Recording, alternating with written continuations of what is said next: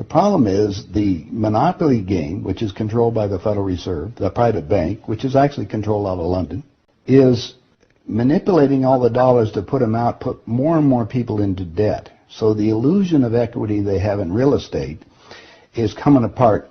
The players that are analyzing everything are expecting massive foreclosures next year and the beginning of what we call the recession it's going to be worse than 29. It's your house that you're living in. You think you own it. You don't. Right.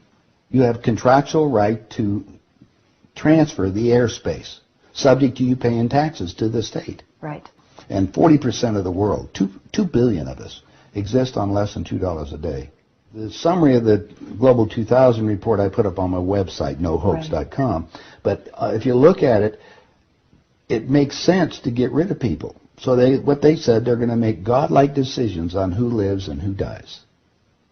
Now, obviously, some of the meetings we sat on, we were planning on using neutron bombs on the major cities because that contains most of what they call... You actually heard this? I sat in on the meetings. I was in the game big time. In fact, I was making such a mess, they decided rather than kill me, which they could, they just invited me into the inner group and asked me to be the finance chairman. And at that point, I probably would have been in, Secretary of the Treasury or something, whatever they wanted to do with me. What I was doing prior to that, so, making it right, I would volunteer to become a president of a company, and I'd go in and liquidate it. And we get rid of the expendable containers. That was my job. Expendable containers meaning human beings? That's right. Yeah, it's amazing. That's well, really that was inside vernacular, wasn't it? Yeah. Oh, well, that's what we used at that time. Yeah. I mean, it went from there to useless eaters today, so you're happy with it, you're a human resource. So, which, all you are is part of the commodity, even in the business sense. You look at it, you have a cost. Labor, what is labor? Yeah. Human resource. Right. When you're going to put together some kind of product. Well, the inside of the game, when we started using neutron bombs, today they figure that biologicals are much cheaper. Mm-hmm. They're still planning on, the plan is to get a war started in the Middle East. And they're still planning on using a neutron bomb, or one of the bombs that they've got developed on Israel. Mm-hmm. And that's to begin World War III, which is all in the cards. And it's going to happen. They even put a monument up to this whole program. It's called the Georgia Guidestones. Outside of Atlanta, and they've got it all set down there. It's all in 8 languages. Basically, it's fait accompli as far as they're concerned. It's just to get the thing going in the Middle East, and it's not going fast enough. I mean, Carter put this thing in, so we have the Plan 2000, with the war starting in the year 2000 in the Middle East. Right. Reduce the population of the planet down to 500 million, have one world currency under the Homeland Security, or FEMA if you want to call it. They're going to declare an emergency, which are going to shut down everything. My friends, my CIA associates, I don't even call them friends anymore. CIA is crooks in action. Yeah. They're all professional liars. Yeah. I mean, they got to be if they have that job. Yeah. So you have to look at what they're doing. Anyway, they're so concerned they're leaving the country too. Most of them are going to Latin America. Meanwhile, they're closing in every day right now, just closing in to make it so we're going to be set up in these enemy prisoner war camps. I published a book. It's called Chaos in America. Mm-hmm. In it, I was asked to build an enemy prisoner war camp. I put the contract in this book. So you can read it for yourself. This is in downtown Las Vegas, right on the railroad tracks. It says enemy prisoner war camp. They're all on top. And they're building them all the way across the United States right now. Bush signed an executive order taking the old forts and the army places that we shut down to get those organized to hold the so-called dissidents. Now, what's the definition of a dissident? And the problem is that we're going to enslave ourselves because most of the people want to keep having food coming in, and you're going to follow the line. You're just walking yourself into your own prison camp. Then we're going to come down to the extermination, just like World War II. Right. Well, Phil and I have lectured together. I know Phil Snyder. He's dead now. Yeah, I know he's dead. And so what about what he was saying about the number of bases at that time? I think it was 129 bases before he died. Underground had already been built. Is that all for the elite? Yeah.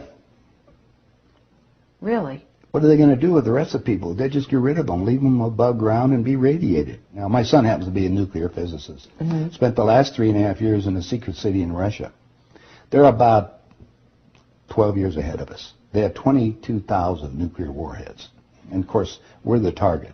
The Soviets have 3 nuclear submarines on the west coast and 3 on the east coast. They're about 2 football fields in length, 5 stories tall, and they all are nuclear powered and aimed at our major cities. West Coast gone. Well, because the plan is the northern hemisphere is where they're going to release the nuclear bombs, and the theory was that the winds from the North Pole that are coming down, because that's increasing drastically, will go to the equator, and there will be very little spillover because of the reverse of the winds, because of the southern hemisphere. Okay. So therefore, the nuclear radiation here will be a lot more than the southern hemisphere. And this is a fait accompli, you believe? Oh, they think so. Oh, yeah, they think they've won.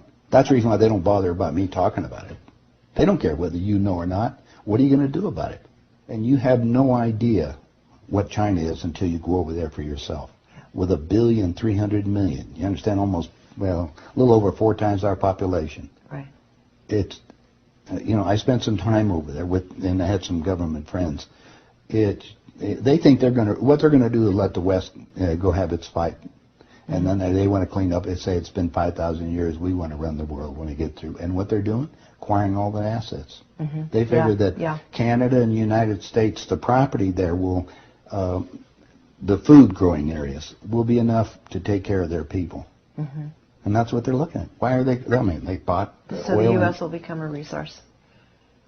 Yeah. Whatever's left of it. Whatever's left of it. Yeah.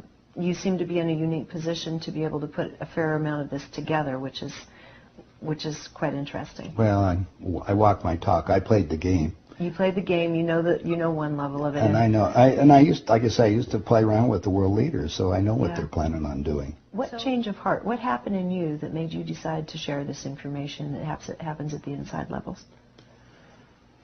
Well, it come back to a moral situation that happened to me, I think. When I flew to Aspen. I brought my 2 daughters up there so they could go skiing. And when I was invited to this meeting. When I walked into the room, the world leaders were there. And that's when they asked me to be the finance chairman. As they said, we'd like you to be the finance chairman for the next president of the United States. And the first thing I asked is, why me? And they said, well, we owe you a favor. Remember, I told you I volunteered to be president of the companies as I went down. And then you liquidate, yeah. I didn't charge them anything for it. It was just a game. I see. And anyway, that's what they said. So I thought you'd be good on the team, yeah. I'd be a team player. I just did it because it was, another one of these things. So next thing I asked them, I said, well, wait a minute. I just started this $100 million project. And they said, don't worry about it. We'll put it on ice. And I said, okay, who with? And I said, well, you can do that. Then I said the next thing was, who is going to be the next president? Now, this is 2 years before he became president. Right. They said Jimmy Carter. And I said, Jimmy who? And they said, well, he's the Democratic governor of Georgia. And I said, I've been voting Republican. And Paul Volcker said, son, don't worry about it. We control them both. Yeah. And I said, well, I got the next question is, what does a finance chairman do? Yeah. I haven't been doing that. I've been playing all this other stuff. They said, will you sit down with Ted? And so I sat over with Ted Kennedy. He's sitting right next to me. And Ted and I are, he's just joking. He says, George, you're going to love this job. You're really good with money. We're going to send you out to all the state Democratic functions to raise money for the National Democratic Party. And he said, you're going to meet some real foxy ladies. And just then, my daughter walked in. Ted looked at her and he says, wow, I want to go to bed with that. I says, no, you don't, Ted. That's my daughter, and she's 14. And his response to me was, I don't care. I was livid. I really didn't know what to do. So it was that moment Well, of that wait a minute. personal insult. That was part of it. Yeah. I got up and I walked across the room. Yeah. I then talked to Pierre Trudeau and his wife, who was the Prime Minister of Canada at that time. And I'm sitting in front of them was a little half cigar box full of white powder.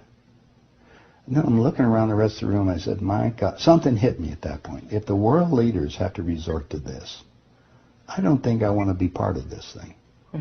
I mean, even to the dark. Even to the pollution and getting everything else they're talking about, getting rid of all the other people. I mean, I was left. And then I found out a little bit more about the details of the plan.